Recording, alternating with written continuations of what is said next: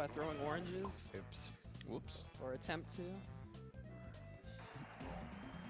This is a really questionable skew. Hey, if it works, it works. Yep. Yeah, ideally we want the front of the Kong facing completely up. But we'll take what we can get when it comes to skew, because like we said, it's very, very difficult. I'm not getting my dance skips today. Oh well. Blame the skew. Blame the skew. And so we're going to take Lanky, get his golden banana.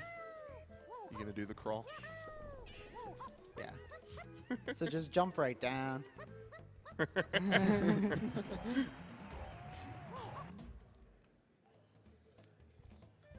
You'll see the crawl again in a sec. Whee! All right, sweet. So in here, gonna do another instance of jumping backwards and aerialing, and it'll just push us right through the wall. Walls. Normally you need to ground pound 2 posts and then kill a whole bunch of bees in this room, but this is faster.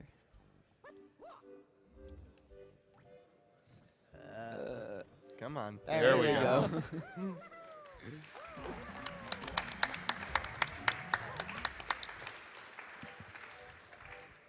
So that angle is a little precise. You have to come at it just the precise angle to actually slip in between the two, otherwise you get pushed back out. And now we're going to head over to get Lanky's booper and do another bonus barrel.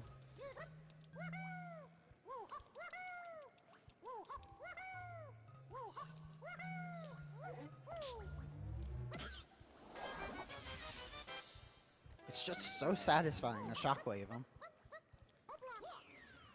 So this is a really, really hard mini game here. Very, very hard. So you gotta jump onto this mushroom here, grab a vine, and then just mash A.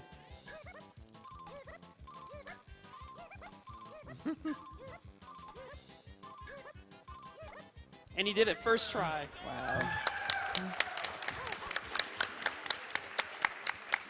And so we're going to try and dance skip this golden banana with a setup by throwing an orange and immediately jumping out of first person. You can just smash yourself into the golden banana. And that works on pretty much any golden banana that's close to a wall.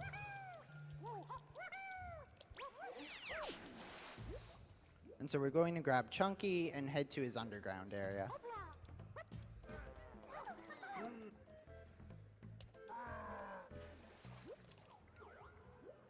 Swimming through more walls, because why not?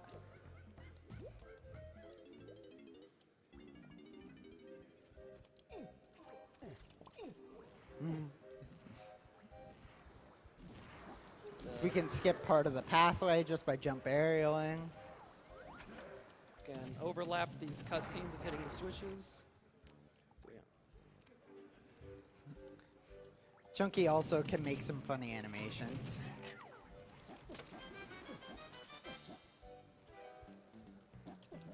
Swing back across and grab the golden banana that's conveniently on the other side.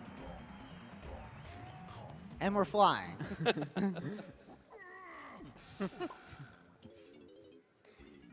Up. So there's a frame perfect jump you can get there to get immediately into the loading zone. Unfortunately, I missed it. We're gonna. Throwing this boulder gives you another golden banana. We're gonna try to dance skip it. Oh. They didn't want to cooperate. And then we're going to tag DK and head out of Jungle Japes and to Fungi Forest. All right, now you viewers at home, you viewers in the audience, I know you guys donated for it. We're coming to Fungi Forest, and we're going to see the fabled lost rainbow coin. So let's get hyped for that. Woo!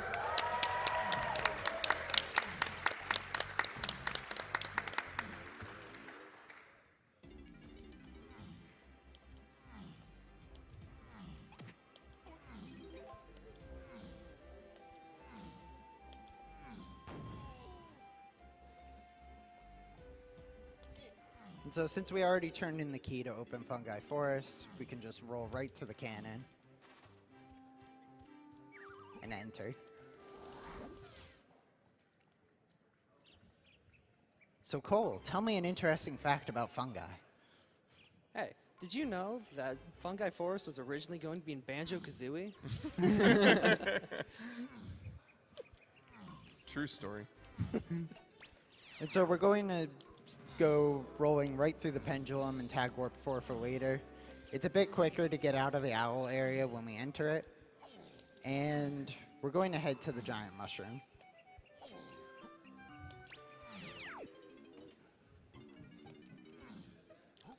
So, interesting fact here, this golden banana is the only banana that requires you to have all 5 Kongs in order to get. You have to shoot all 5 of these switches with each Kong.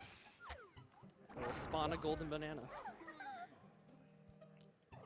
Well, this doesn't spawn Oh, the golden it banana. spawned the This spawns the cannons. cannons to get to the golden banana.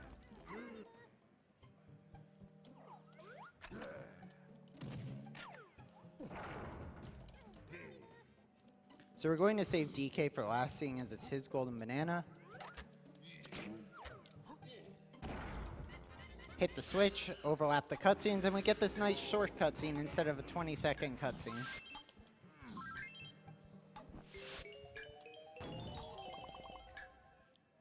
So this cannon actually doesn't spawn for a while.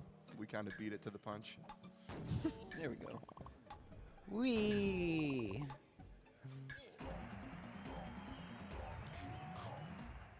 And so we're just going to exit out of the top. And then we're going to get one of Lanky's golden bananas. Imagine that. Speedrunner's going faster than the game intended. So Kiwi, is Lanky gonna join the light side or the dark side? Lanky is going to join the dark side. Assuming he wasn't already on it already.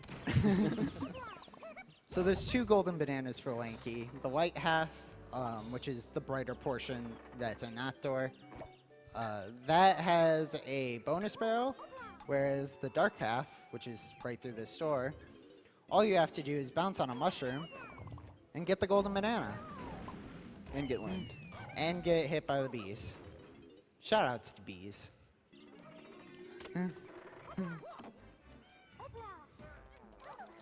So now we're switching the Chunky to go get his blueprint.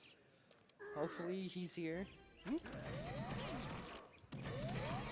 This guy has been known to fall down and take a swim and fly through the air. And now we'll take Diddy and climb back into the mushroom to get another blueprint.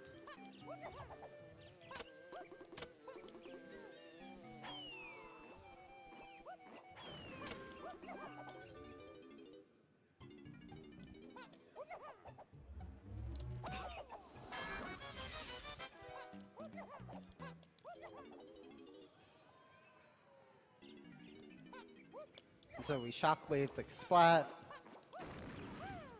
Up. Barely missed the tag barrel.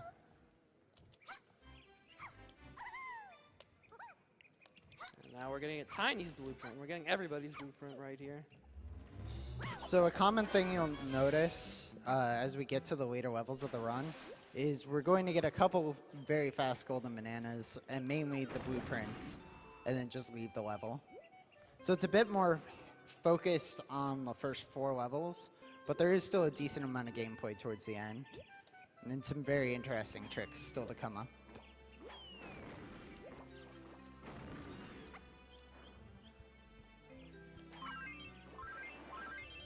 Get some crystals since they're right there, as we'll need them for later in the run. Also, every time we're shockwaving, we're using a crystal, so it is very important we keep our crystal count at a reasonable level.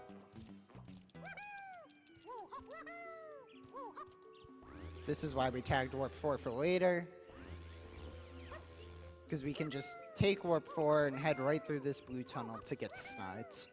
Otherwise, you would have to enter the ant hill that's in there, which is a bit slow to do, as you need Tiny and Mini Monkey to move around, or you need Skew. We have $50 from a 2DOS. Hey Oh, Kiwi, boy. thanks for not using any DK64 community memes during the run.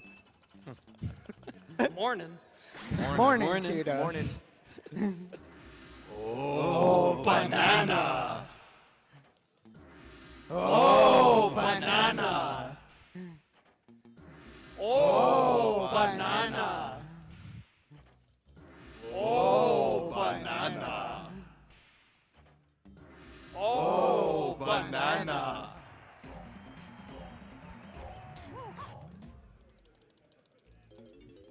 And so now we're going to do Fungi's boss, which has some very interesting properties, but we'll save it for after. So we're going to enter with DK. It's just more optimal to do it as DK. Didn't you just miss Moonkicks? Shoutouts to Moonkicks. I love donkey wings. All right, so we've seen Dogadon before. Kind of a similar fight to doing him in Angry Aztec. However, we're going to do a trick called Dogadon Quick. And he's And dead. And he's dead. So this is the only boss quick kill in DK64. As of now. As of right now. As of now. So what's actually going on is we are taking damage, which is putting us in an invincible state. And if we are touching Dogadon while in an invincible state and he takes damage, it immediately sets his health to 0 and plays the final cutscene, allowing us to do the boss with any Kong. Previously, this was the only boss that had a Kong restriction where you needed Chunky. It's good noting that you can actually do that trick in Angry Aztec and collect key 5 there. But since we have to beat the boss in this level anyways, that wouldn't save us any time. Yeah. And so I want to give a huge shout out to the developers of this game. So they just did not put a wall there at all. Yeah, you can literally try that at home. You can just walk through it. Just hold up on your control stick. It works with both DK and Chunky. If you want to do it with the other 3 Kongs, you need to move a barrel over, and you'll still go through. Nice skid jump. Nice skid jumps. Nice frame perfect skid jump. All right, so we're going to do some more swim through vertical walls here to get a cage underneath the water that hasn't been risen up yet. And we just swim right through the cage. So who's hyped for what's coming up next? So, Oh, man. once we get out of the cage, we're going to head over here. And Got this a is couple where chunky. the rainbow coin is. And we're going to do this with Chunky, just because I love his shockwave the most. So underneath this grass, you see I just kind of popped up above the grass. Lo and behold, it is The rainbow rainbow coin! Super hidden under the grass there. Nobody was able to really find it. So yeah, for those who missed the interview earlier between Spike and Kiwi, that rainbow coin has been hidden basically since the game came out. So over 16 years, right? Yeah. Yeah. At least nobody documented that it was there. No strategy guys have it there. Took one of our DK scientists to find it. Shout outs to Isocharge. He's Yeah, done so for much sure. for the community. So Kiwi's doing a different form of skew here called damage skew. If you take damage while you're swimming, which rarely happens, and it pushes you back onto ground, it actually puts you in the skew position. So we can just use it to void out. And that's Fungi. Yeah, pretty good That's fungi Fungi considering. Force. Nice. And so that's the fabled DK long jump. That's the only DK long jump you'll see in the entire run.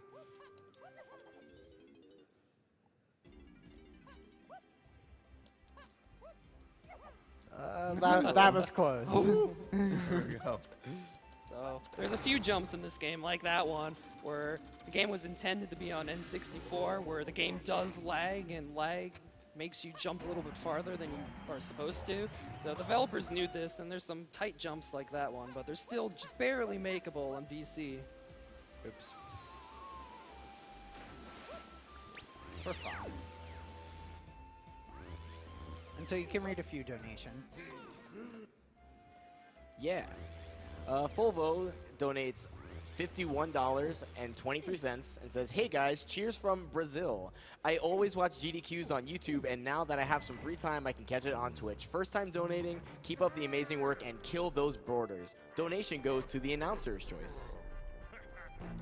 Orange Will says, "Hey again, Kiwi. Just wanted to say I'm proud of you getting here, and good luck. Can the new DK64 meme be what walls, please?"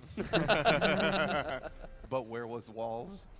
Shout out to Orange Will. He was one of my first viewers and one of my first subscribers I ever had. So big shout outs to him for sticking around for 2.5 years.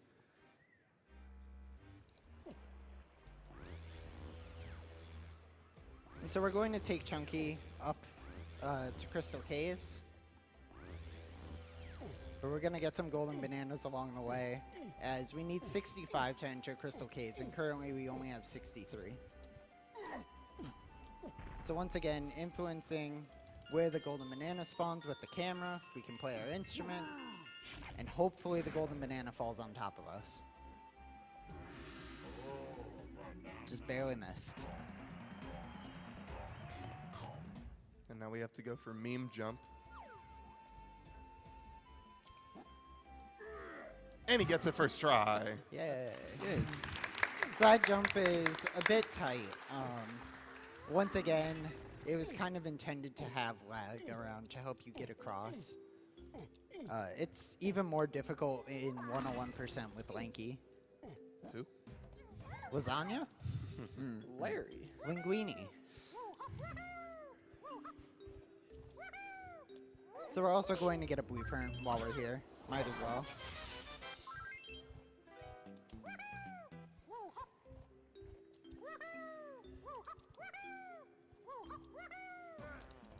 And then we're going to take Diddy and get his golden banana in the lobby, and then enter Crystal Caves.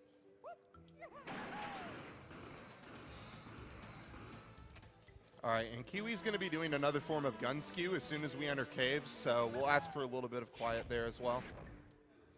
Crystal Caves is by far the hardest level in the run. The only level that even is remotely close to it in terms of difficulty is Factory. So there's a lot of things I have to make sure go right in order to get through caves well. If you like Kong's laying down, we get to do it twice in this level.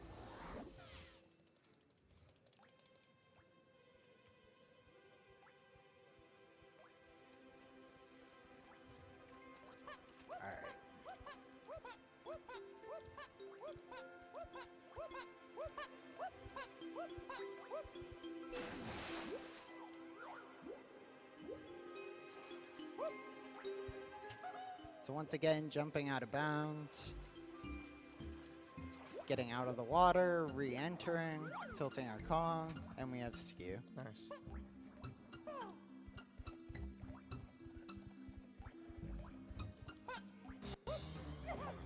Oh!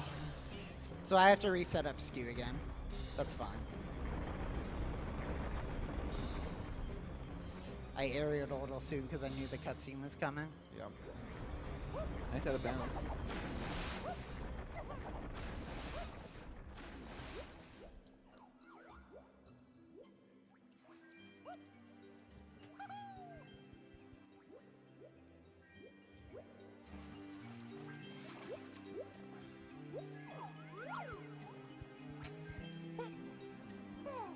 was pretty good. Skew should be fine. There we go. All right.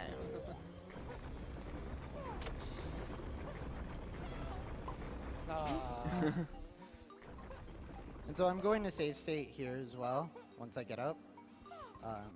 If I were to get stuck in the room I'm about to go into without skew, there's no way that I can exit the room and the run would be over.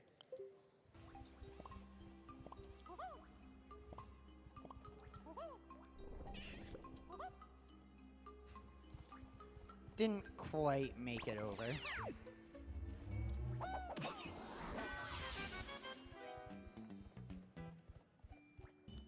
And we made it out. Fun fact, we are going to skew with the jetpack.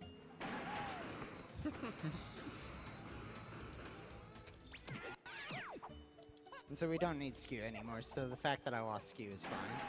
And then we're going to take Rocket Barrel again and do everyone's favorite bonus barrel because of the music, Mad Maze Mall. So we just need to kill all the enemies and get through the maze, but I'd like everyone to enjoy the music.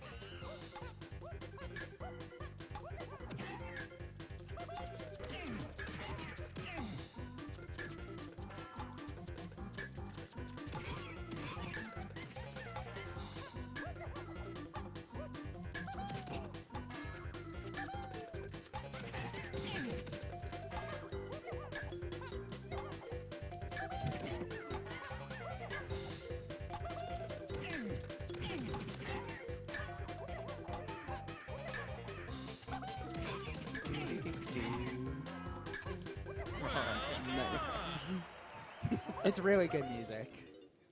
It's one of the highlights of the run, in my opinion.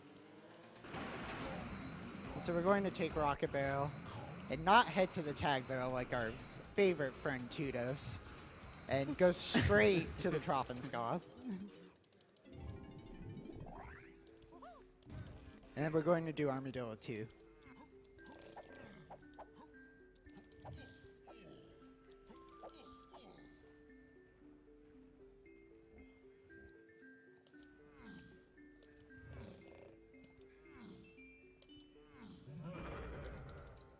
Alright, so Armadillo 2 is fairly similar to Armadillo 1. There's 4 cycles instead of 3. He shoots fireballs at you and a shockwave this time. And then also on the 4th phase, he shoots a missile. However, that's not the main highlight of this boss. The main highlight of this boss is the phenomenal music. My chat at home very much knows I sing along to this every run. And so, who wants me to sing along? All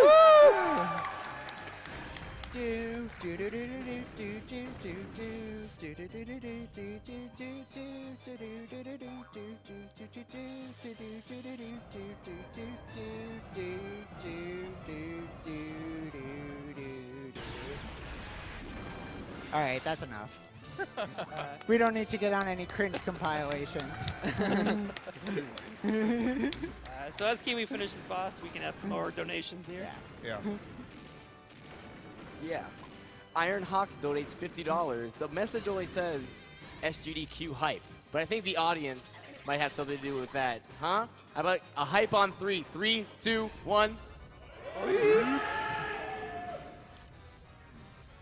Michael229 says, thank you so much for the nostalgia of Donkey Kong 64. My lifelong friends Paul, Enza, and I used to have all-nighters on this game's multiplayer. Keep doing what you guys are doing. Edache donates $25. All right, shout-outs to the behind-the-scenes crew for all their work and to all the speedrunners for tons of entertainment. Gotta go fast, gotta go faster, gotta go faster. Ewell donates $6.21.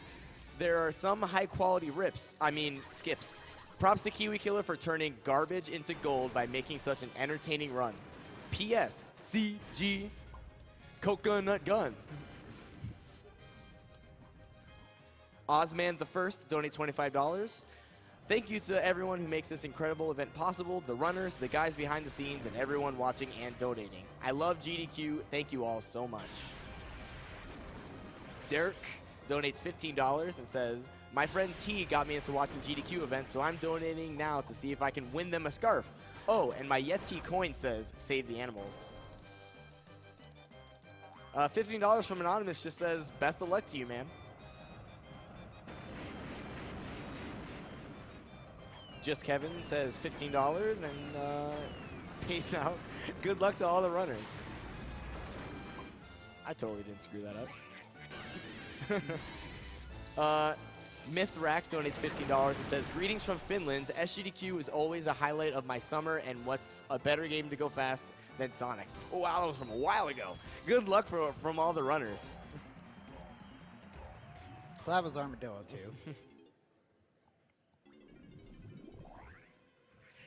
And so we're going to head down here and open DK's cabin. And so inside there's a matching puzzle. So you're supposed to match all the colors, pair them up, and it'll bring the golden banana down. But that takes too long. So we're gonna moonkick. Nice.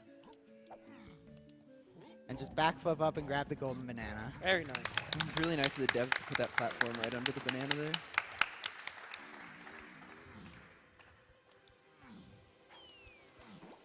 That was close. And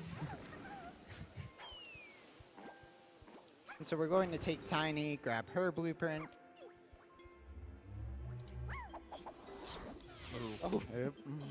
Just out of range.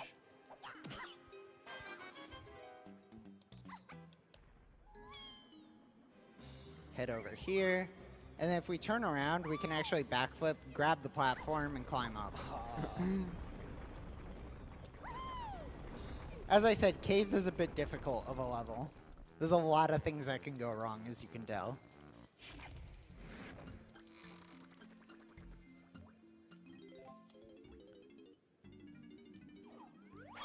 All right, so in this room, Kiwi's going to try to kill all these claptraps with oranges. He ran out of oranges earlier, so we're going to make sure he plays it a little bit safer. There we go.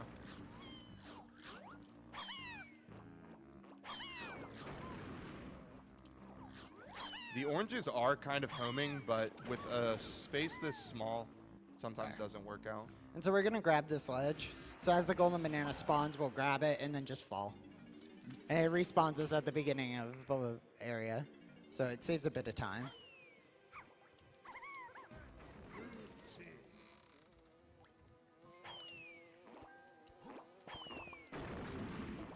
Play our bongos and enter DK's fiber cabin. So this area can be a little bit tricky just because the bees move so fast. So we'll grab this homing ammo. Homing ammo is also useful for later. There's coke in that gun. Alright.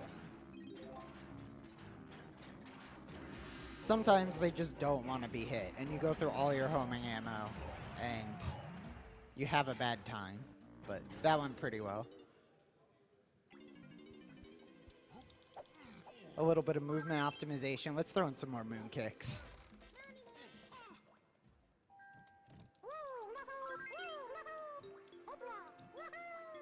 We can also store shockwaves by going through portals by starting them beforehand and then releasing them as soon as our feet touch the ground.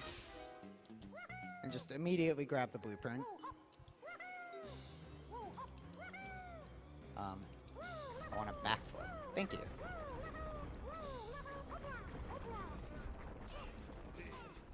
And so, if one skew wasn't enough for you, how about a second, even more difficult skew section?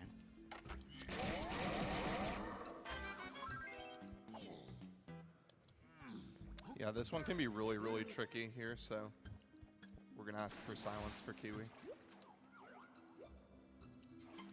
So we're going to get skew a chunky first. Pull out our gun. Same setup we've done for all of them.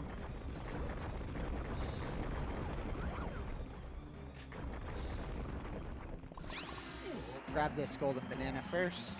And then once we get to Snide's area, I'm going to save state, and that's actually where the difficult portion of it begins. Yeah, so there's an area in Crystal Caves where the igloo is, and there's a couple of golden bananas inside of these miniature kind of ice blocks. And so we don't want to make the ice blocks disappear. That takes too long. So the only way in and out is to skew inside. But the ice blocks are completely surrounded by water. So we have to long jump from out of bounds into the igloo. And then keep our skew to exit them. Yeah.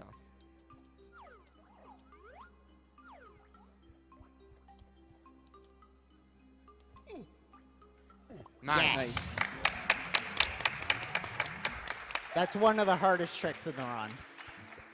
It's really hard to see where you are out of bounds there. You're kind of invisible. You got a long jump, and it's pretty precise to make it in. I can get that, but I can't backflip on top of an igloo.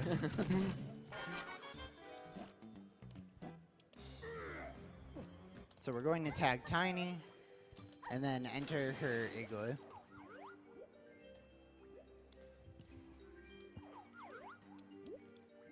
Don't dive.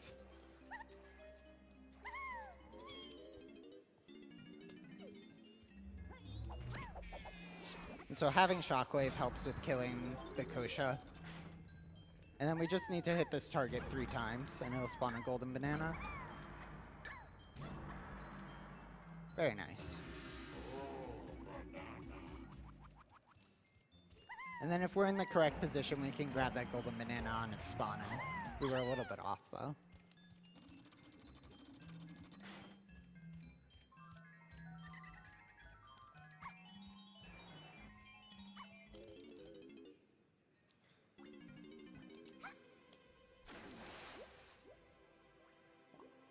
So Kiwi skewed with Diddy earlier to hit Warp 4, and we're going to use Warp 4 now to our advantage with Tiny.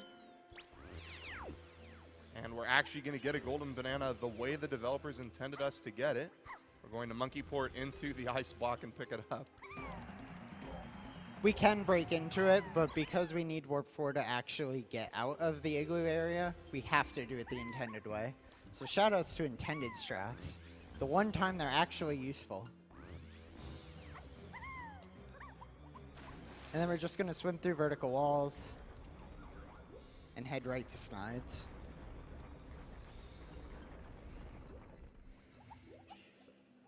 All right, so we have quite a lot of blueprints here to turn in, so I hope you guys have your O Banana filter refreshed. Oh, I have my bananas here. Oh, perfect. Some real O bananas. Nice. So we'll be turning in 2 blueprints with Lanky, 7 with Tiny, and 6 with Chunky. No, yeah, 6 with Chunky. So get your O bananas ready. Oh, banana! Oh, banana! Oh, banana! Oh, banana! Oh, banana!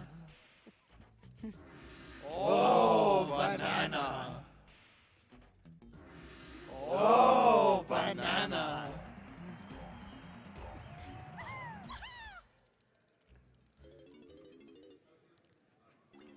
And so we're going to get Tiny's instrument ammo here as well. We're going to need that for a golden banana in Crystal Cave, in Creepy Castle. Not Crystal Caves. We're already in Crystal Caves. We'd like to get out of this level.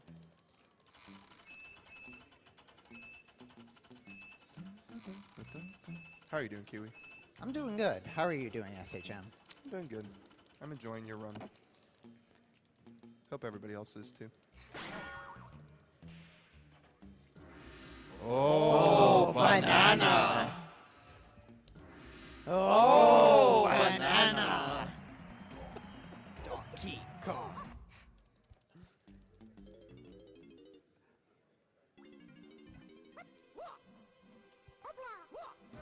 Tag barrel decided to go up and make me miss it. All right, 6 more.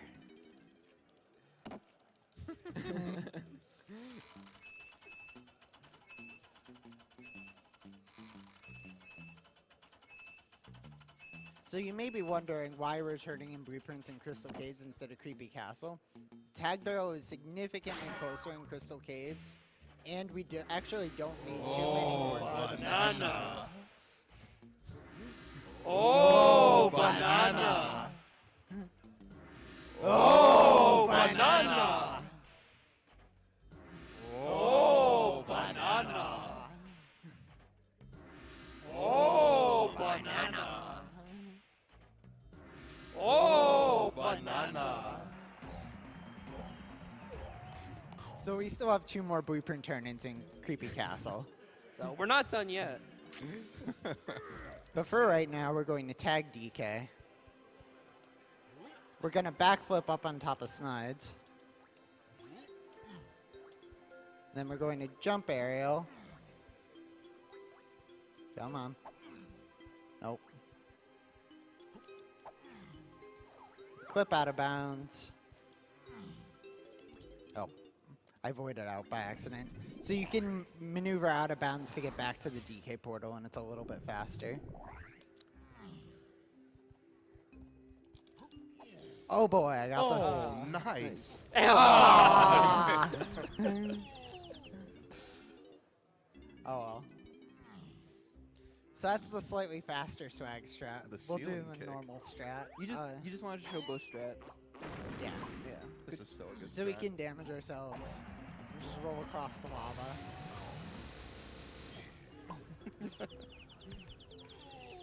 It's fine. We got them both.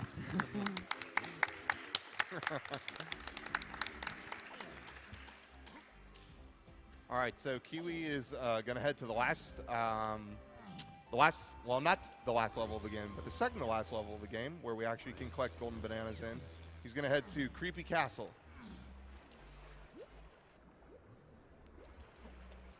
Hopefully it's not too spooky for anyone. Too spooky for me.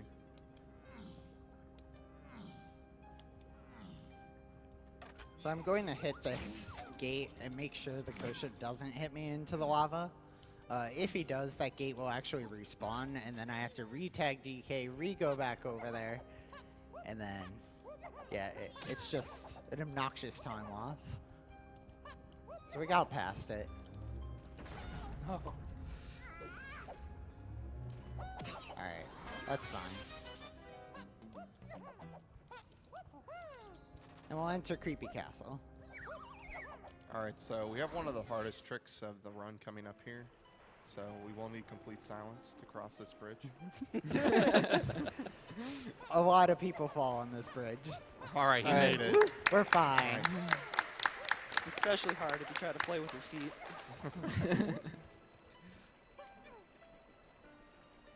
And so we're going to tag DK. And then we're going to enter that tree that we just passed. There's a golden banana and a blueprint in there for DK. However, because we don't have lag, we can't just clip through the gate. So we have to swim through this wall and then do something similar to what we did with Lanky earlier and his cage Chibi. Just set our swim through vertical wall position and swim through shores through the side.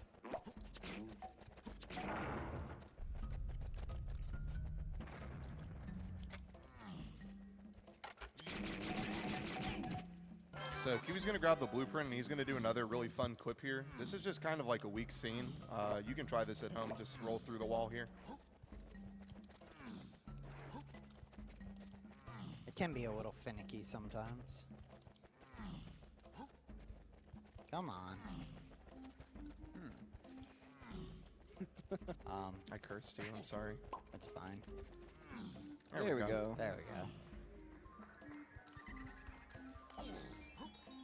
Nice. And grab the golden banana. Luckily the fairy didn't get in the way right there. And so we're going to do another cool trick called Crypt Swim. So we can swim through vertical walls right through here, and then just go right in between that gap and swim underneath the entirety of the level, all the way to the crypt area. And so the door loads, and that's the crypt.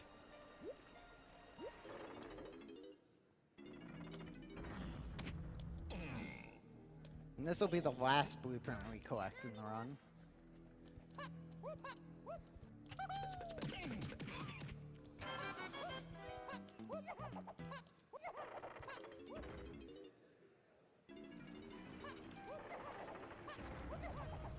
And so you may be wondering, why didn't we take Tiny here? Her blueprint we're going right past. It's actually faster just to take Diddy all the way up to Snides instead of getting Tiny's blueprint. So there's a rocket barrel right up here on a ledge.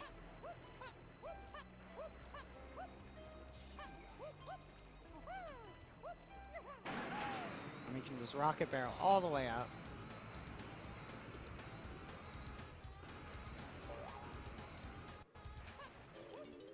And enter Snides. All right, Twitch chat and crowd. This is your second to last chance. There's only one more turn in after this. Make us proud.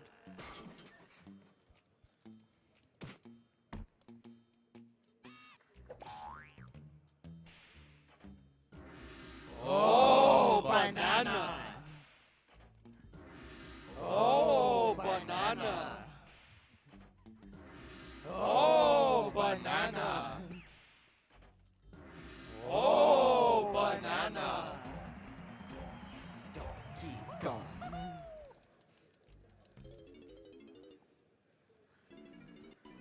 And so we're going to safely walk past that Kosha.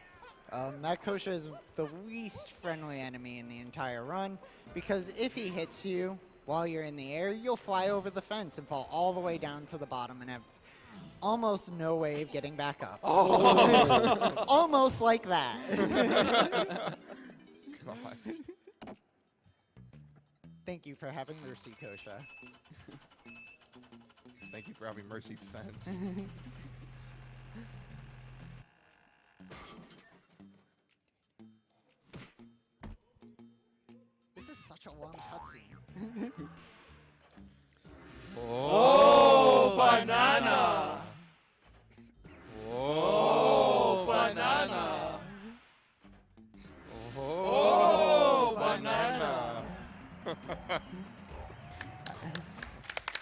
I'm proud of you all. And so we're going to do a bit of an extended ledge clip. By being at a specific pixel, we can just fall right through this wall. Oh, grab the ledge. We call this library clip. There we go. Nice. It's pretty gaseous. Then we can overlap some more cutscenes. And exit the library.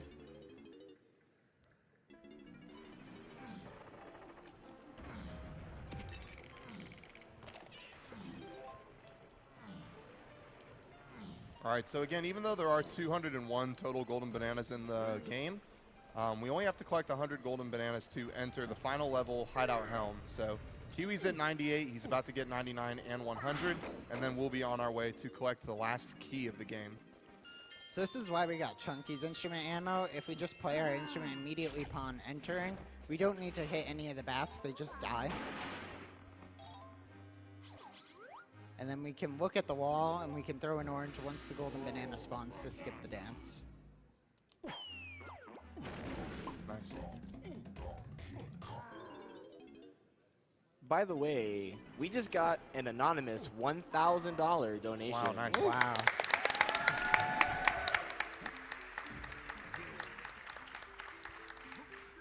But they left no comments.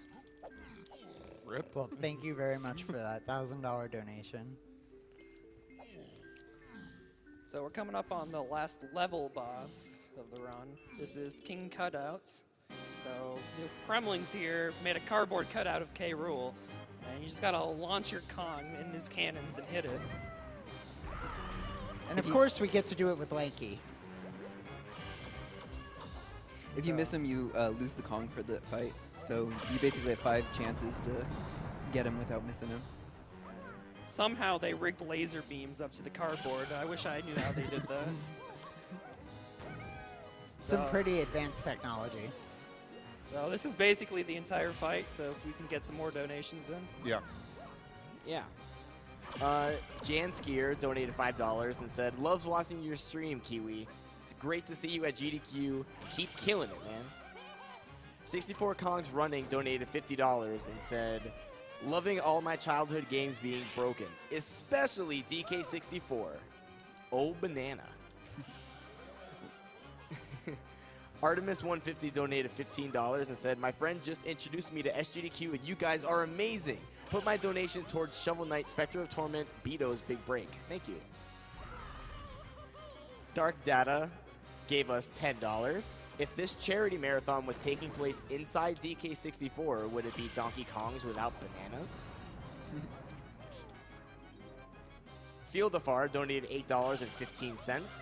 "Hello everyone and greetings from Melbourne, Australia. I was so entertained by the DK64 speedrun, I just had to donate something. Loving SGDQ 2017 so far and looking forward to the rest of the event." The Electrical Man donated $10 and said, "Watching so many walls being broken makes me wonder where the building inspector was." $50 no comment donation from Euler RM. Anonymous donated $50 and said, "The time that everyone involved is putting into creating this event and promoting this cause is amazing and inspiring. To all the seen and unseen heroes of GDQ, thank you." $150 from Comrade Question, "Avoid paradoxes and save the animals." DCAO donated $50. Says, "LTW FTD, thank you everyone for your hard work for a great cause. Ratchet & Clank was one of the series that got me into gaming, and I just have to see Zem sing again." So we actually want Tiny at the end of this fight, so that's why I got rid of Lanky. But I Good do it at riddance. the end of the fight just because it saves a little bit of time due to swimming being faster with Lanky. SwaggyZ11 gave us $10 and said, "You guys give the gaming community a great name. Keep it up."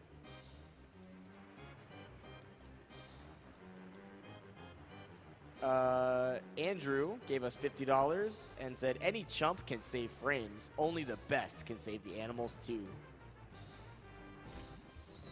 So now that we spawn the key, instead of actually going back to the middle and getting the key, because I set up myself on a specific wall, I can just swim through the wall and warp back to the middle.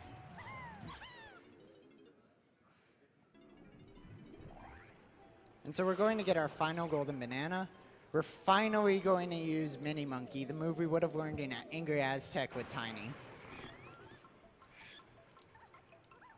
And we're just going to use that to enter this trash can here. Wait, you're pulling the final banana out of a trash can? That's kind of gross, Kiwi. Nah. It's fast. We need to go fast. Recycled bananas are still bananas. Mm.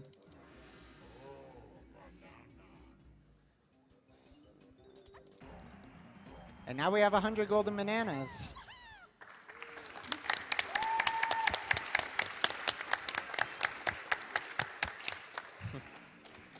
And so we're just going to head as far out as possible to void out to get back to the main starting point of the level.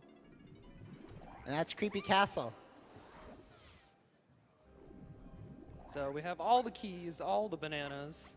So now we just have to go to the final area, Helm, to get the last key. Now, some of you might know Hideout Helm is kind of the final level full of a bunch of mini games, having to turn off the Blast-O-Matic.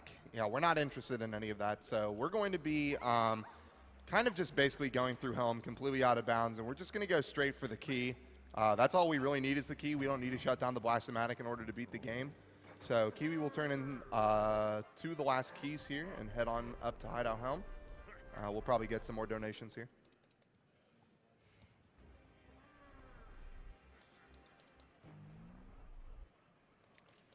Hoop Yip Skip donated $5. It says, if you read this out loud, I'll donate another $5. This donation is dedicated to my wife, Alex, whose favorite game is DK64. Our love will always be like a golden banana. How romantic.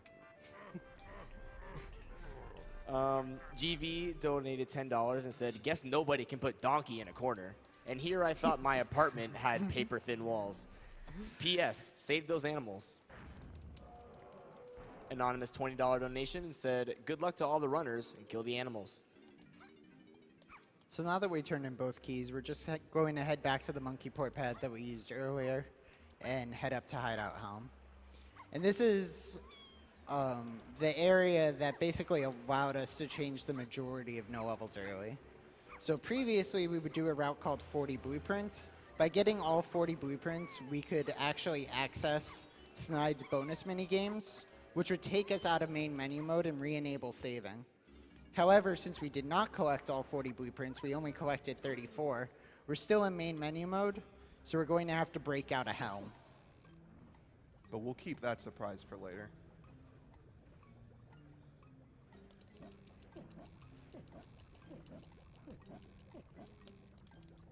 And so all you really need to know at this point is I'm going to need to do what we refer to as classic chunky Helm.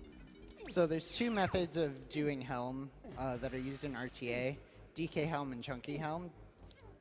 DK is usually a bit faster. It involves a trick called switch kick. It was shown off at the previous SGDQ where Tudos did any percent. However, because we need Chunky, what we're going to do is instead of moon kicking off this switch, we're just going to seem like we're going through it the intended way.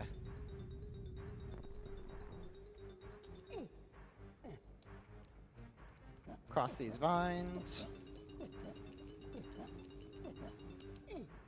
And head over to this terminal. So Kiwi's going to use the terminal here, the corner of it, to pull himself up out of bounds. And normally we have the timer on screen to kind of help us line this up, so... Nice. Yeah, a little bit tougher to do T1 clip there without the timer, but Kiwi's very well practiced.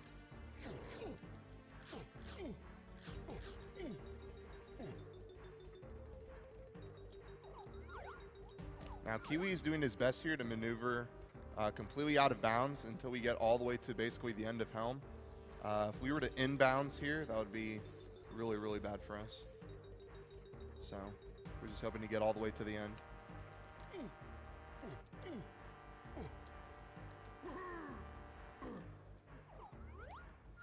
we go. Sometimes when you enter area, the area like won't load, so we have to zoom the camera in to load it. So that's why you see him zooming the camera in and out.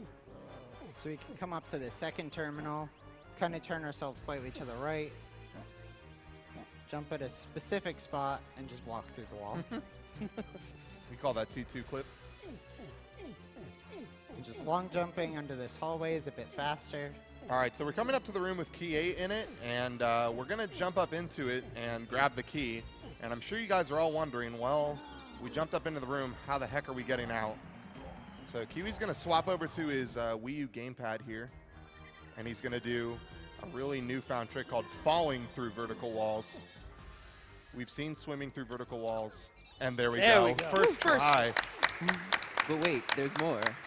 He has to do it a second time to actually get out of Helm. That's right. Oh, that was close. Nice. Oh Nice. my god. Beautiful. And so that's the hardest trick of the run. It's a really difficult trick. So he's got a skid jump in order to get enough height so he can fall from a distance. And then at the top of his skid jump, he's got to pull out his camera, put him in C up. And after you C up, if you're in the falling animation, you can just fall through a wall if you're facing the same way you are, like in swimming through vertical walls. And it can only be done with Chunky, so that's why we did Chunky Helm. Yeah. And so while we're turning in keys to watch everyone's favorite cutscene, I just kind of want to explain how difficult that trick is. So the skid jump is a frame-perfect trick. I then have 2 to 3 frames to pull out my camera, and then depending on where I pull out my camera, I have 1 to 3 frames to exit back into out of first person to third person. So it's a very, very tight window. And he got it first try and second try, so let's get another round of applause, Yeah. I think.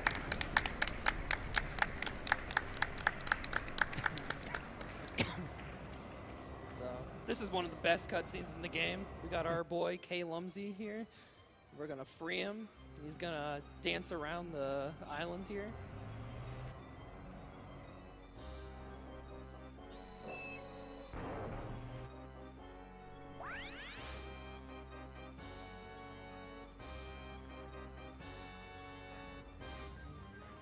So for those of you guys who watched the pre-game interview with Spike and Kiwi, this is the exact cutscene that Kiwi was talking about, wishing we could skip in NLE. We currently have kind of a option, but it's still not RTA viable yet. So We can on N64 do this though. So on N64 the cutscene is a bit laggier in terms of its loading, so you get a bit more time. Plus you have DK that actually moves quicker. So Oh, no. with Watch out. DK we can actually O-clip There's a through the random wall. boulder. Oh no! But oh no.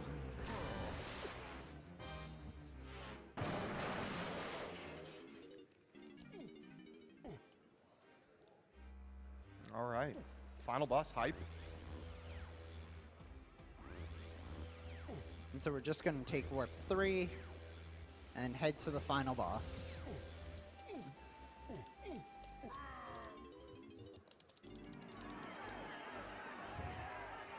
So this is King K rule.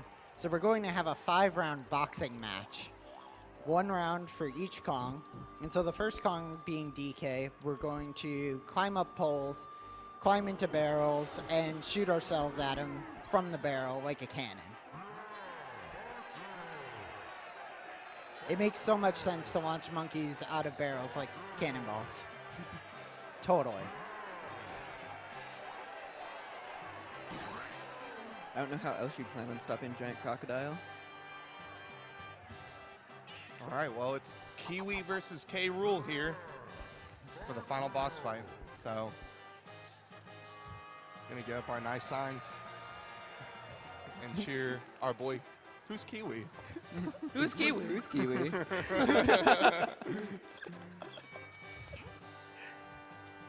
So to explain the Who's Kiwi thing, there's a very old DK64 runner, CFox7, who has done a few AGDQ runs of DK64. I hosted him one time after I had gotten a PB in NLE, and he was just like, who is this Kiwi guy? I have no idea who he is. And I had just improved the world record in no levels early. Who's Kiwi? It was just funny. So.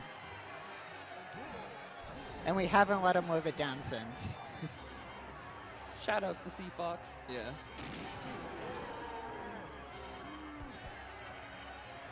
All right, so the DK phase is one of the easier phases of K. Rool. Kiwi knows the exact number of times that K. Rool punches before he's able to shoot out of the barrel. So this last one will be 7.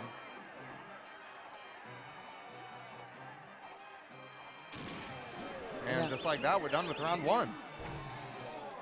2, 4, 5, 6, 7, 8. Saved by the bell.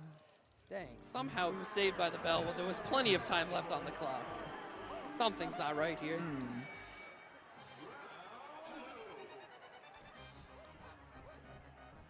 And so this is Diddy phase. This is the hardest phase of the entire round.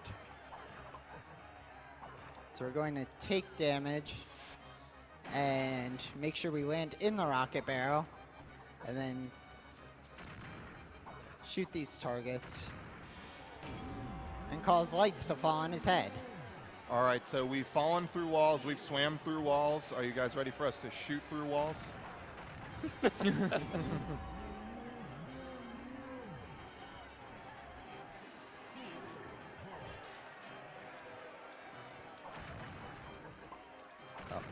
That's fine. So optimally, we can shoot through both sides of each light and hit both targets just like that. So that was a really good Diddy phase, 1, actually. 2, 3, 4, 5, 6, 7, 8. Saved by the bell.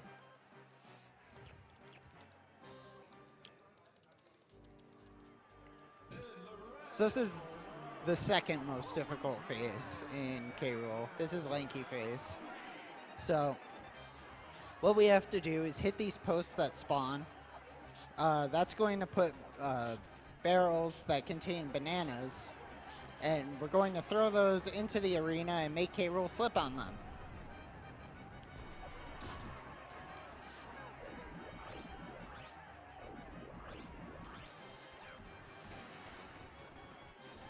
And so long as you move the same and place the barrels the same every time, this is a pretty consistent fight.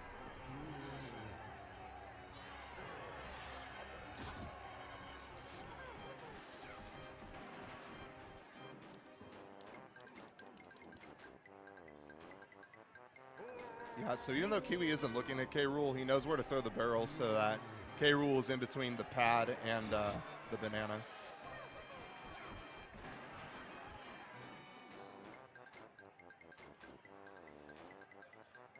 So he'll slip on this one, and we've got one more.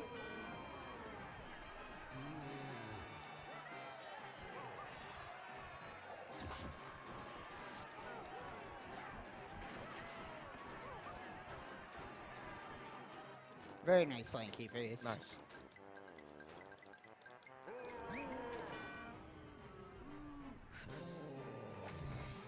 One, two, 3, 4, 5, 6, 7, 8. Saved by the bell.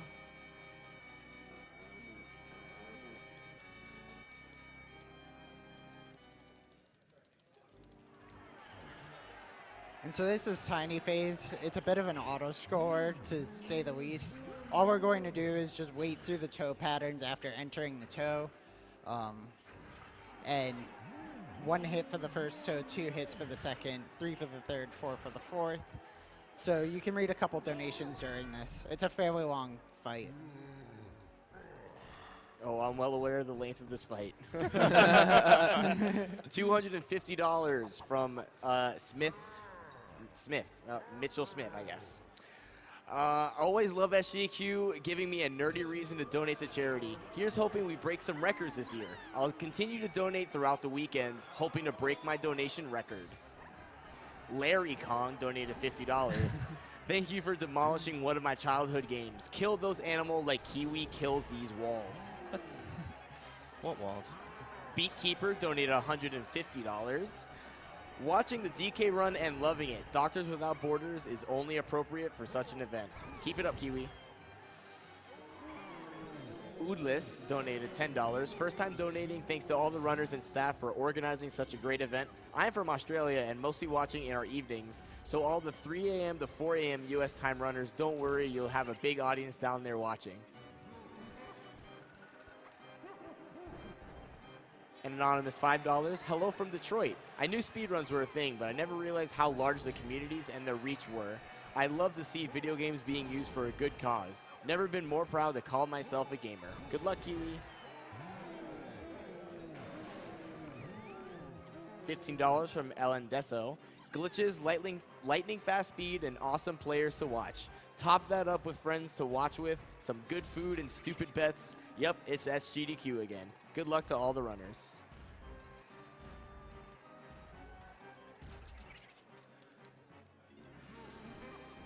$5 from Watt. Hello to everyone at GDQ. This is my second GDQ I've been able to watch, and I had to stay up to watch DK64 get run. I got some side amusement listening to my little brother get annoyed every time "Oh, banana" rang through my speakers. How about it, Couch? Can I get a loud and proud "Oh, banana"? Oh, banana! CL Reagan with $20. I wasn't able to make it this year because work doesn't want me to have fun, but I'm more than happy to donate to such a wonderful cause. Keep up the great work and kill those animals. Anonymous $5. First time watching live and first time donating. Just got a job but haven't gotten paid yet, so I can't give much just yet. I hope that this can be of help. Juice and jam time. So you'll see I threw an orange there at the end. I thought I actually had less oranges than I do. So it's slightly faster to throw an orange at the end of each phase. It saves a couple frames. Before we get to the final phase, we have $10,000 from the Yeti. Wow.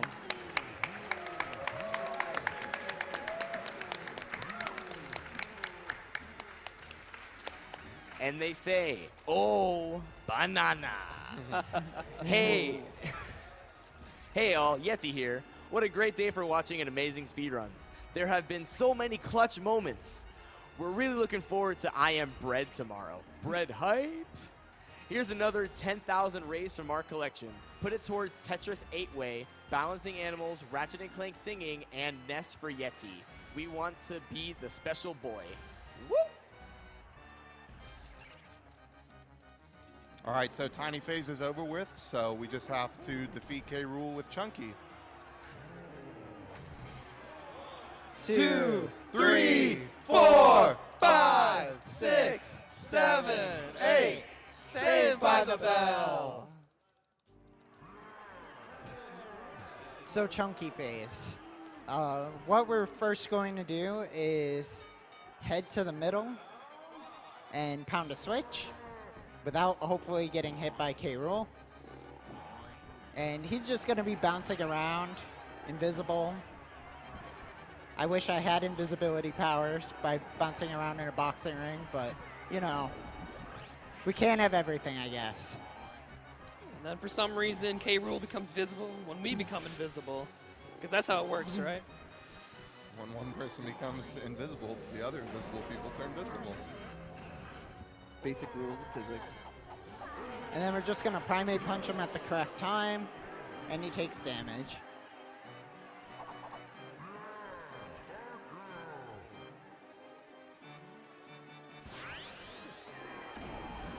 So one of the greatest DK64 memes actually happened during the K. Rool phase once before. So there's this runner named Connor75 where He was on world record pace, about to bop the great Tudos, At 101%. and 101%.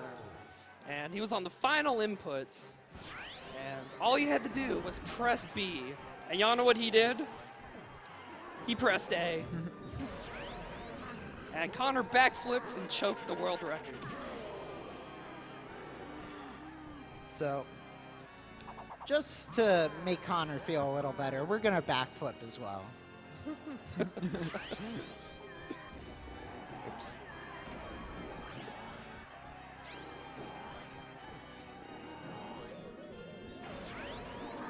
Oh, no.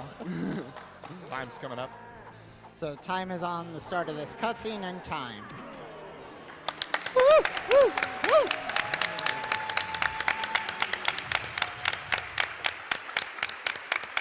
So I really hope you enjoyed DK64. It's a game that's really meant a lot to me. I've played it for a very, very long time from my childhood. It's one of my favorite games of all time. I just would like to give some shout outs. First of all, to my fiance, who unfortunately could not be here. She couldn't get time off of work. We had the agreement that if I ever got to run into GDQ, she would come along, and she's unfortunately in bed at home, unable to be here, and it really means a lot that she's just out there supporting me and everything she does for me. So thank you. Also, I'd like to give a bit of shout outs to the DK64 community. So 3 people I want to mention in particular to start off with that have had a great effect on me with NLE.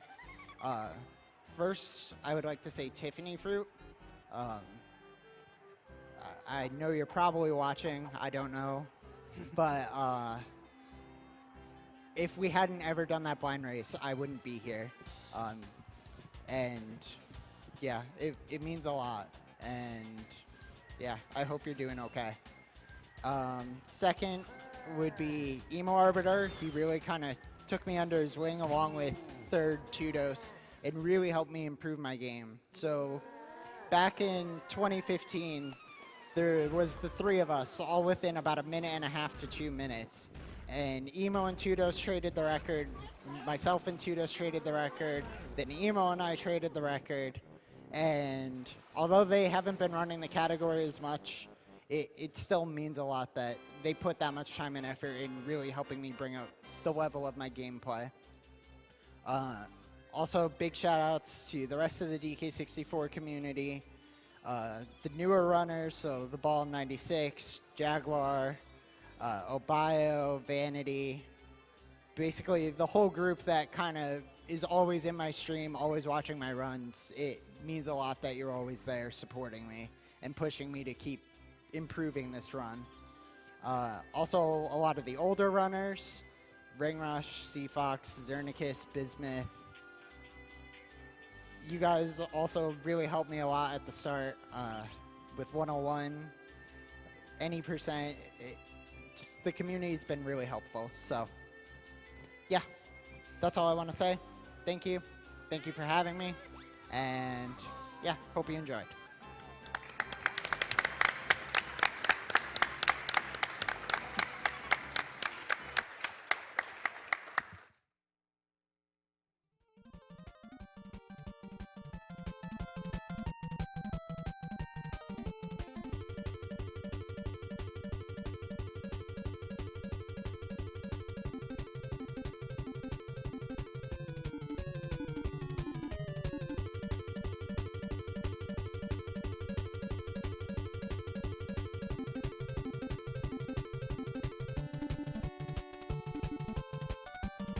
Hello, you are watching SGDQ 2017. Thank you, Kiwi Killer, for the killer DK64 run. We are going to have a quick break from the MSF Foundation, and we will be right back. We are speedrunners. Speedrunners complete games in record time through great skill and perseverance. We're speed responders. When an emergency strikes, we don't wait. We assess the needs and we act fast. From complex zones like Syria to natural disasters like the Nepal earthquake and disease outbreaks like Ebola, We rely on independent funding like your donations to help us stay neutral and impartial.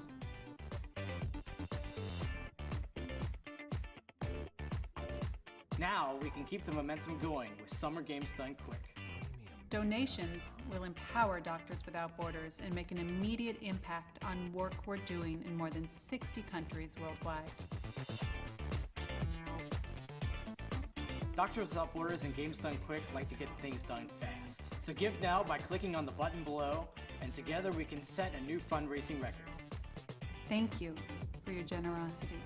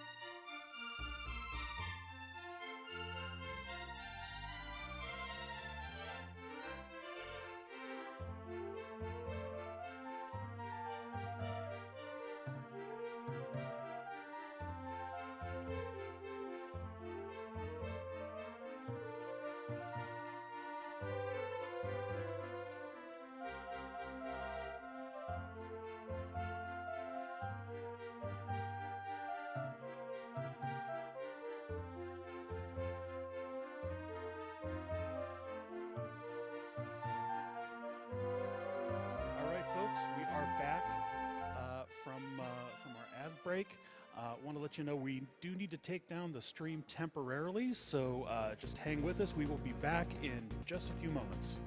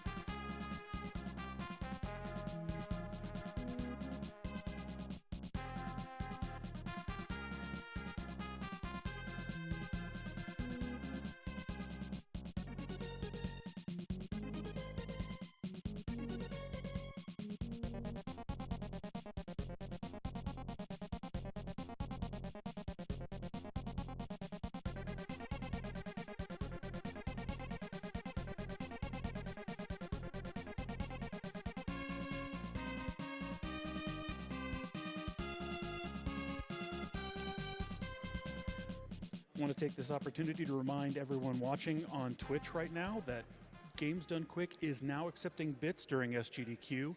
For each bit that Games Done Quick receives, we will give Doctors Without Borders 1 cent during SGDQ. Right now, we currently have a bit incentive.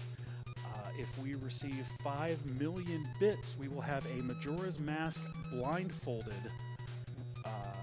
Looks like a fight with Majora blindfolded.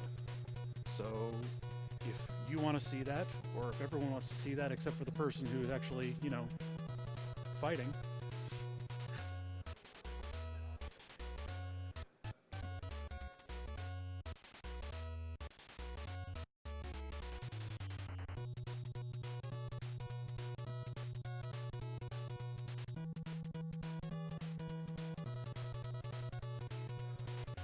And just to update you on the save or kill the animals incentive, thanks to that generous donation from the Yeti just a few minutes ago, Save the Animals is now ahead by $48.74. So if you either want to pad that lead or flip it the other direction, get those donations in. Also want to let you know of a couple other bid wars coming up in the next few hours.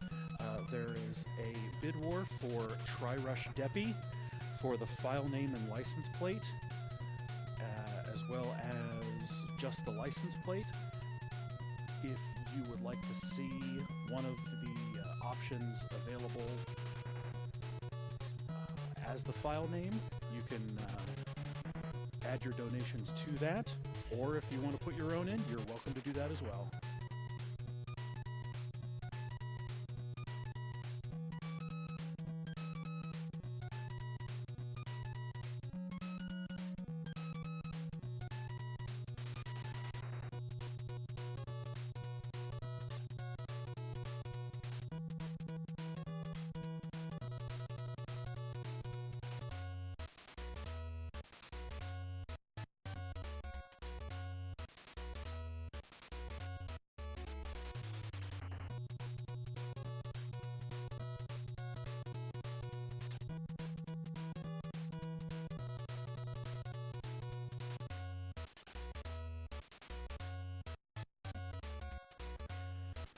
And while we're getting set up for Castlevania Legacy of Darkness, I want to read a few donations here. We have $5 from Cricket. Great run by Kiwi on DK64. This SGDQ is super hype, and I'm all about charity marathons. I hope Got to Be Radical gets to trend longer on Twitter. I put $2 on saving animals and 3 to killing because I couldn't decide.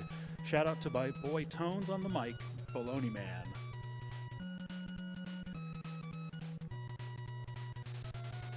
Kenu Kunai gives $20 and says, true to my word, here's another $25 for an amazing cause. Keep on being incredible, raising those donations and saving those frames. To the entire DK64 community, oh, banana.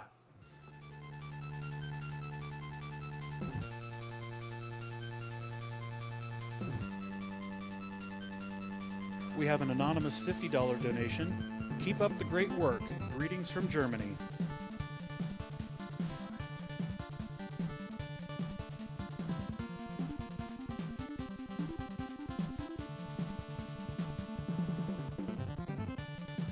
We have $10 from EZ Games.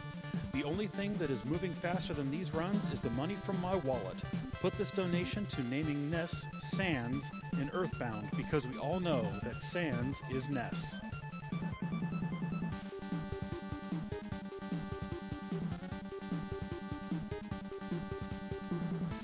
Alex17 donates $15. Great run, Kiwi. What a wall-breaking experience. Wait, there were walls?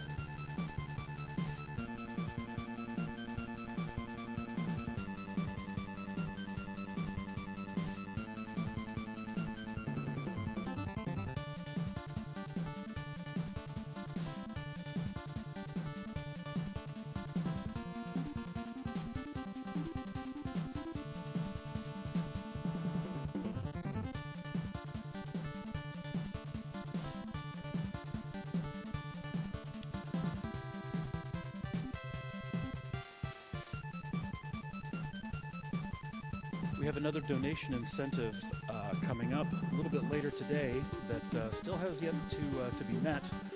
It's for Shovel Knight, Spectre of Torment, and it is for the Vito's Big Break.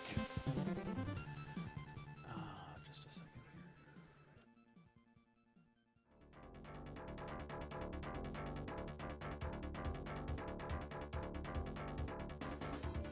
Right now we are sitting at about $3,200 out of $5,000.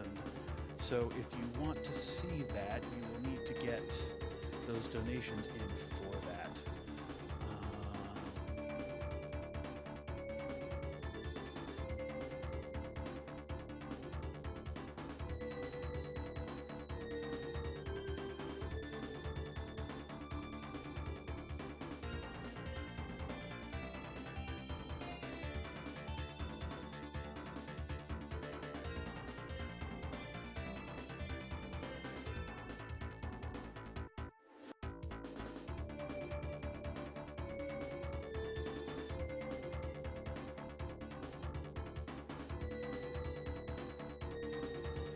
All right, since we're having a little bit of a technical difficulty getting the next run set up, we're going to go ahead and play a Twitch ad. So we'll see you in a little over 60 seconds.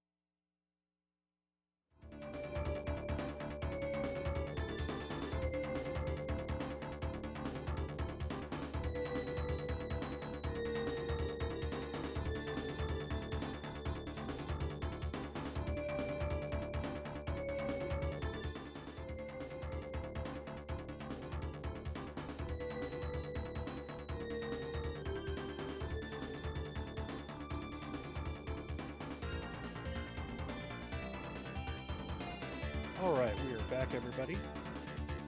Take some time to read a few more donations. We have $50 from David Pittman. Games Done Quick is always such a joy. Seeing so many people enjoying games and raising money for good causes helps to validate what I do as a game developer. Thank you for that. We have $20 from Freak Devils. It just says, "For Humanity."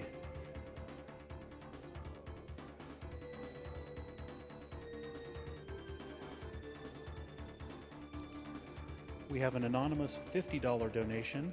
Longtime viewer on YouTube, first time catching of the event live. SGDQ and AGDQ have inspired me to try my own hand at speedrunning, and I now happily hold a world record under my belt thanks to all of you. I can see everyone getting better all the time, and I will do my best to keep up. Here's $50 to Announcer's Choice.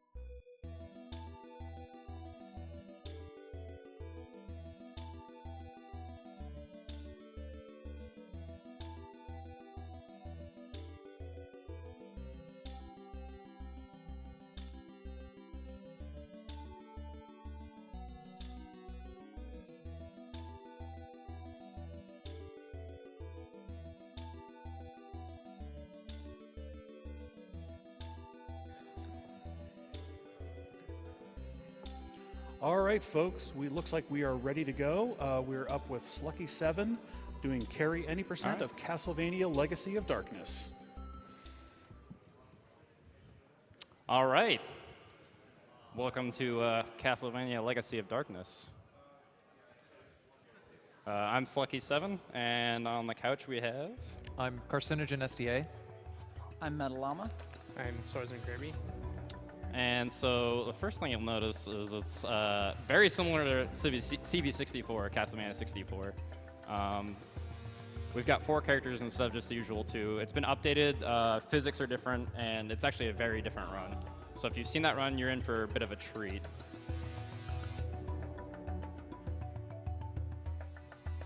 We ready for timer? Yep. All right. 3, 2, 1, go.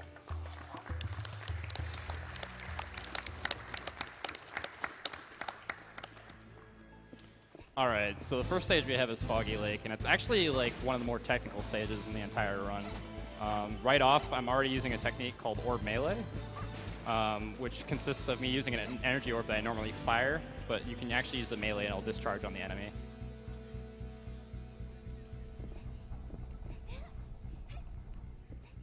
But there's lots of movement here. So normally in a normal playthrough, you're supposed to move these masts and rotate them. And instead, we're just going to do some tight jumps and skip those. If you see me fire random orbs like that, it's there's lots of like ghosts in this level, and they kind of just move all over the place. So if you get a chance, it's good to snipe them.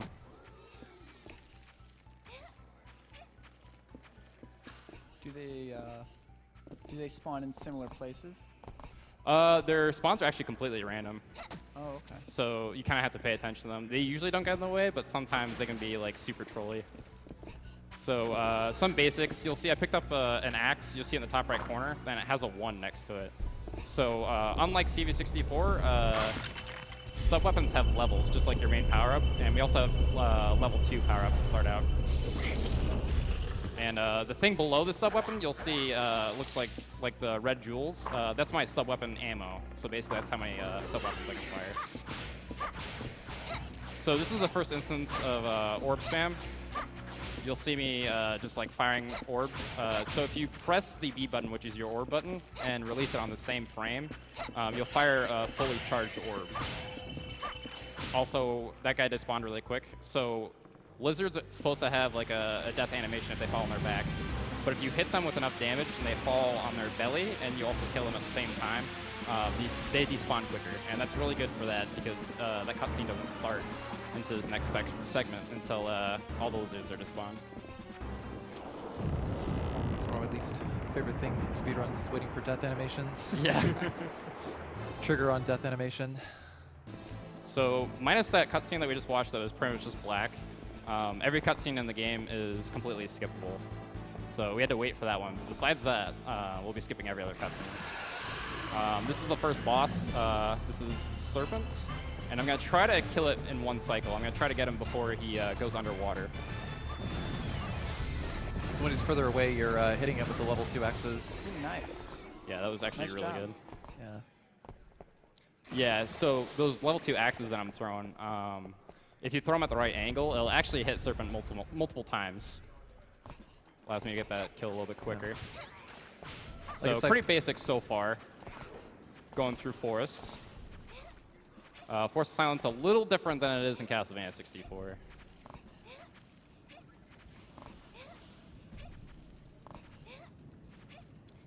So something that's there's not a whole lot of RNG in this game. Everything's typically on a cycle of some sort. The one thing that you are going to see starts in Force of Silence. There's a cutscene later on that only happens from 3 a.m. to 6 a.m. You can see like the in-game timer in the top left corner. And in order to set that up, I need to find a moon card. Unfortunately, there's no set moon card. So I'm going to do 3 attempts to open up a coffin, and hopefully one will spawn. If not, then we've got some backup strats we can do. But for the most part, that's the only major part of RNG in this run. Also, this is the giant skeleton that we like to refer to as Bone Mom. It's a pretty easy fight. 2 orbs each phase, and there's 5 phases total.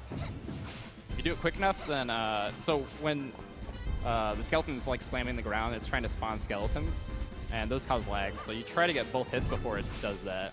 And so far, we've actually gotten every single one. So you can't fast forward the phase until it starts slamming the ground with the bone club, right? Correct. Okay. Ah, spawned one. Close. All right. So now I'm going to view up, because if I don't view up and to like first-person view, the camera will take me towards kind of like where the skeleton's looking. So it allows me to do a straight jump as soon as I can across that bridge. Also, this is a lever, and it's supposed to be activated from the other side, but because Carrie's so short, she can actually activate the hitbox from the opposite side. So the hitbox extends behind the actual handle? Yeah, just a little bit.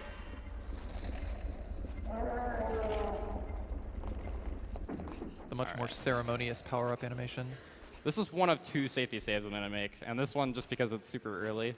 And if I miss this jump, it's bad juju. I have to start all over and forced with no power-ups.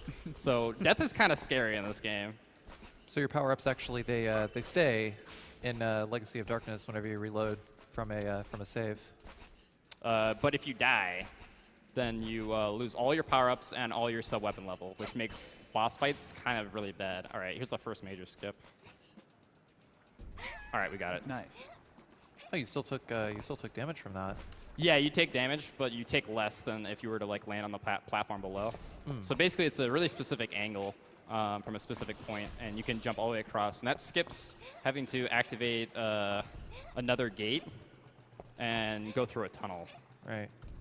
Yeah, the original CV64, you could just grab the ledge and not really take damage from it. But it looks like in this one, you stub your toe on the ledge, you lose like half your health.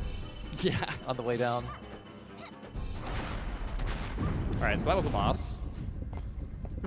He didn't live too well. So I now have level 3 axes, and we never use holy water or any other sub-weapons because level 3 axes are incredibly overpowered. So what I was talking about earlier about farming the moon card, that's what we're going to do right now. And none first try. So basically those coffins have a chance to either spawn 3 items or a skeleton. And if it spawns items, there's a pool of pretty much every sub-weapon, so I think there's 5 or 6. It can spawn 3 different size money bags or a sun or a moon card. So the chances of actually getting a moon card are pretty low. So when you're doing RTA runs, typically you check it 1 or 2 times, and then you would reset.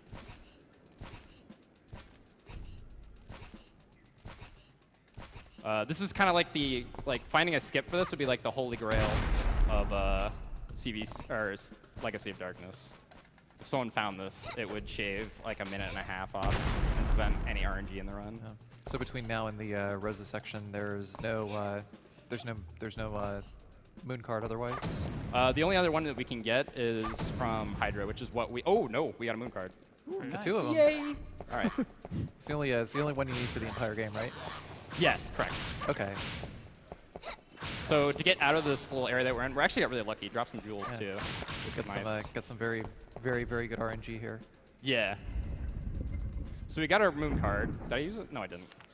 Make sure we do that. It'd be kind of a shame to get the moon card then not use it. So for anyone who's familiar with Castlevania Symphony of the Night and what the clock rush is, this is actually very similar at this point. So if you play optimally at max speed, don't miss anything, from the start of using that moon card up to where the cutscene is, you'll actually have a little bit of time left over.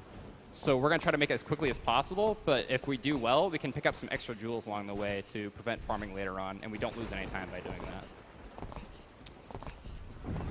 So Bone Mom is not happy with us, and she's back for round 2, and she brought some new tricks up her sleeve.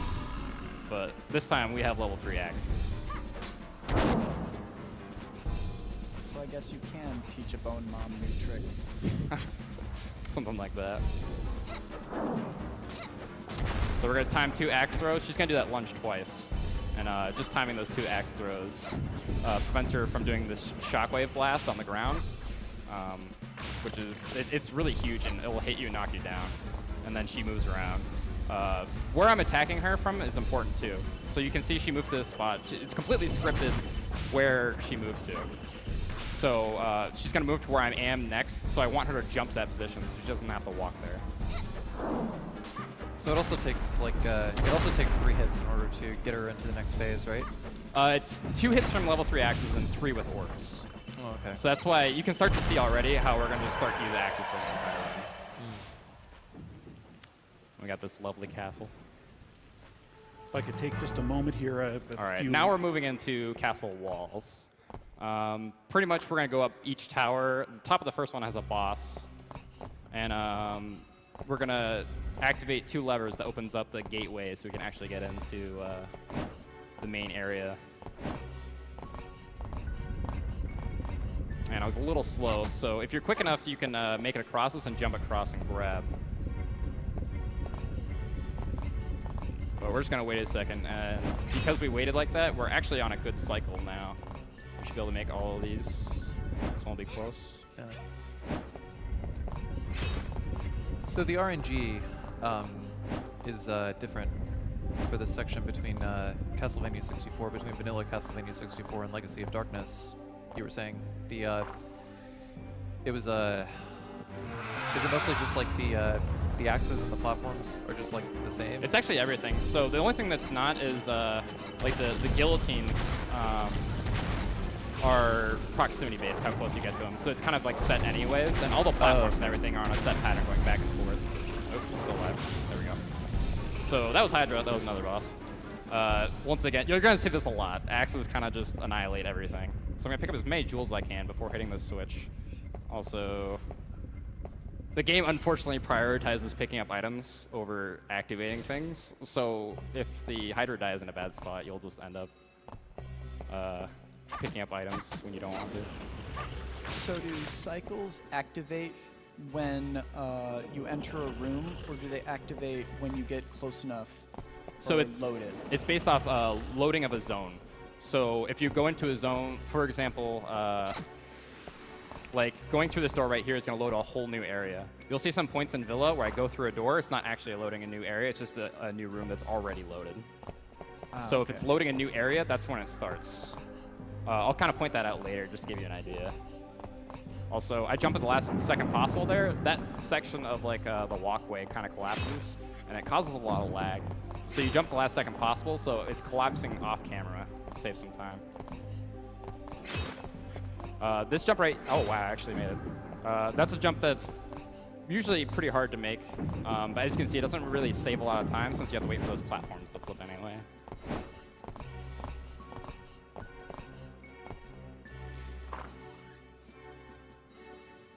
And we're pretty much done here. The other lever is activated during that cutscene, so we now have the entire gateway opened up.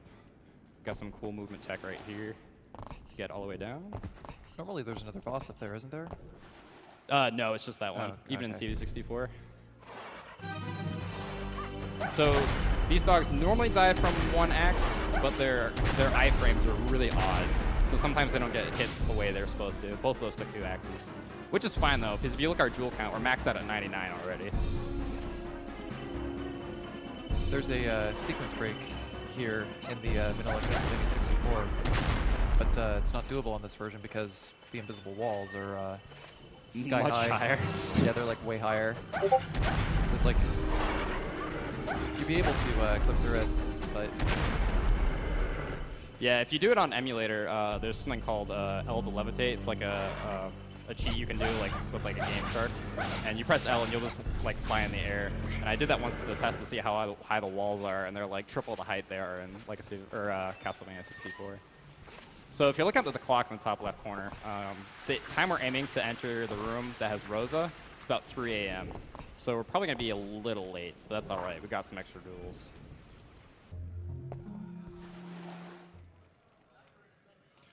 So pretty much every encounter is they're going to move based on how you move. So if you move the same way and do the same things every time, you'll be able to get a quick kill that's really, really consistent. Actually, we're going to make it there right at 3 a.m. This could be really good timing. So was that supposed to be a boss right there? It's a mini-boss, sort of. It's a reoccurring mini-boss we'll see throughout this entire stage. So this is the Rosa cutscene I was talking about. That cutscene only takes place from 3 a.m. to 6 a.m.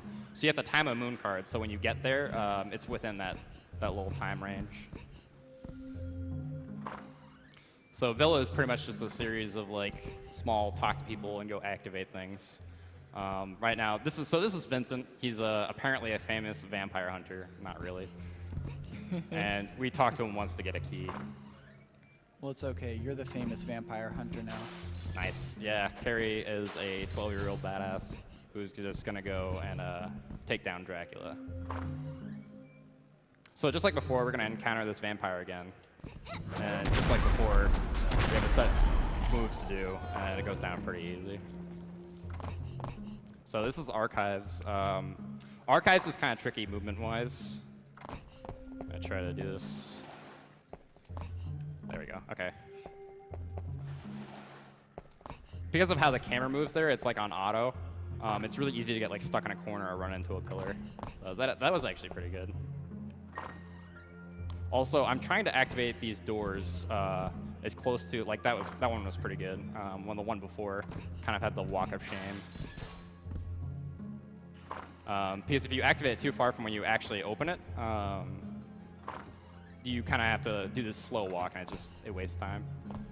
Also, those are the doors I was talking about earlier. So it's loaded this entire villa. However, you'll see me go through this door and actually loads a new zone. So if there was any sort of cycle-based stuff, it would start right there. All right, so we're gonna enter the first major skip of the game right up here in Villa. This is a pretty cool trick. It's one of 2 out-of-bounds tricks in the game, and it saves quite a bit of time. It is pretty tricky though, so I'm gonna probably stay quiet for this, and I'll explain it afterwards. First things first though, we gotta get through most of the maze.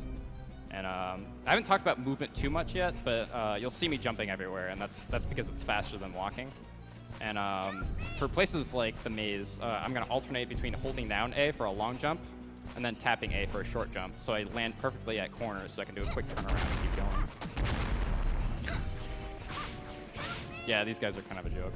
Unfortunately though, they come back, so I have to hurry so they don't catch up to me. So axes in this game are explosive? Think of it like Thor's axe, I guess. All right. Just like This is the thing. bolt of lightning comes down. Overall, better than Holy Water in this version of the game. So I need to stand on a specific portion and then... All right, cool, I got it. Nice, you got it. And is this a trick that only works on the PAL version?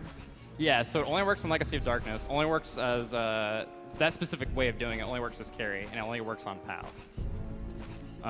So what I did there basically is I stood on a very specific portion of the rail, and I had a pixel perfect position I was looking at on when I was seeing up, so that way I could hit an exact angle. Yeah, let's line Also, up the left side of the pillar with the letter D. Just like jump right through. All right, that was perfect. Oh man. So that boss, the second boss there, when it gets below half health, it's supposed to like turn into mist, and it has like this invincibility period. But if you're able to kill it before it turns into mist, you avoid that. All right, so now we're in Waterway. Waterway is pretty straightforward. It's just kind of like a lot of jumping. This is kind of the only encounter that you'll see. If you set up these axes right, which we did, then everything dies pretty quickly. Tail end of the area effect kept that other guy from running away. Yeah, that last guy has more health than the other ones, so it doesn't actually kill it. Okay. Yeah, so you have to do one more orb. So it doesn't, so like the AoE still does the same amount of damage everywhere? Correct. Okay. So like the first 2 are probably taken down by the axe itself, since the shockwave and the axe do, I think, approximately the same damage. So to ask one last question about the flip out of bounds, is the reason that it works only as carry because she has a smaller hitbox? Correct. So all the characters' hitboxes are different. That skip is actually can be done also as Cornell on NTSC, but you have to do it a different way. Basically what you're doing there is you're using the urn, like the statue, and you use that small, tiny, it's like 6 pixel space behind it to push you out of bounds. Also, we have some very precise movement. A little bit more talk about movement. You'll see me, I'm taking jumps like at the last possible second. And that's because I'm trying to avoid grabs like this right here. Like right here, you have to grab, obviously. But it's faster to skip those. So a lot of optimizing this game comes down to making jumps to skip those. See another such example, like at the very beginning of the stage, he jumped to skip shimmying across the ledge, but you're also running into the wall and like getting max acceleration before jumping, so you wouldn't grab the ledge. Correct. Coming around the corner. Yeah. You have just enough room to do it, so you can kind of like run against like the corner there to buffer it. Also have to wait for the spike platform to go up. So the one that I jumped over first right there on the way back, that one's proximity based, but the other one is cycle based, so you always have to wait for that one. I have $500 from Program Max. I love CV64, and I'm so hyped to see this game at GDQ. Good luck on the run. Thank you for that generous donation.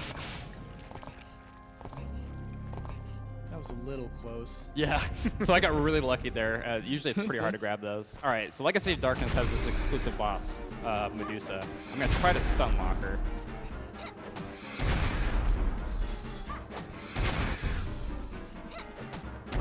That one's a little early. So sometimes these snakes can take over my targeting, and I can't actually throw them at her. That was actually still pretty good, though. Okay. We're actually really good on jewels, so I'm not even going to try to pick any up.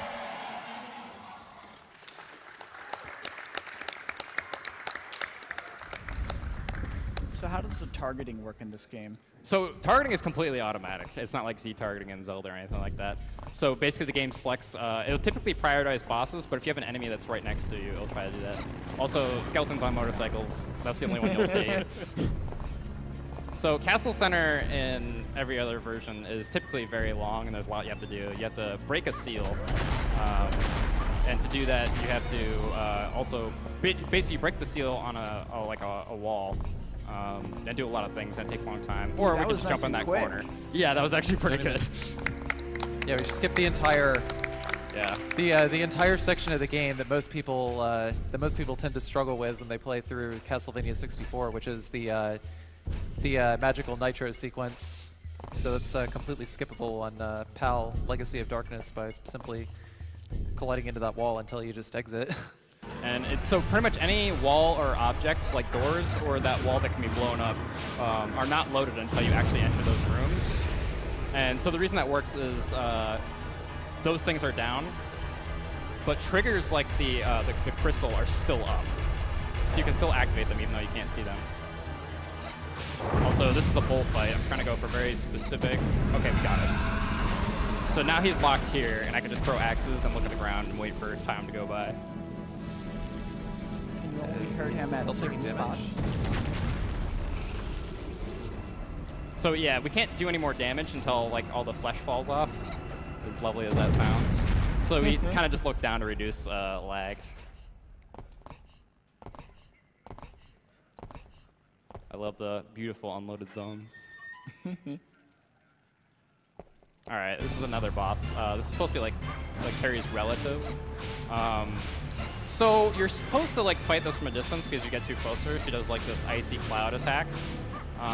But for whatever reason, it doesn't have like, if you point blank range, it won't actually hit you. So you just kind of like move around her and spam orbs in her face. She goes down pretty easy. Is that strat doable in vanilla Castlevania 64 minus the orb spamming? You would use orb melees instead. Oh, okay. Works but yeah, around it's the same way. thing. Otherwise, it's the same thing. Okay. And so that is all of Castle Center. So it's pretty quick on this game.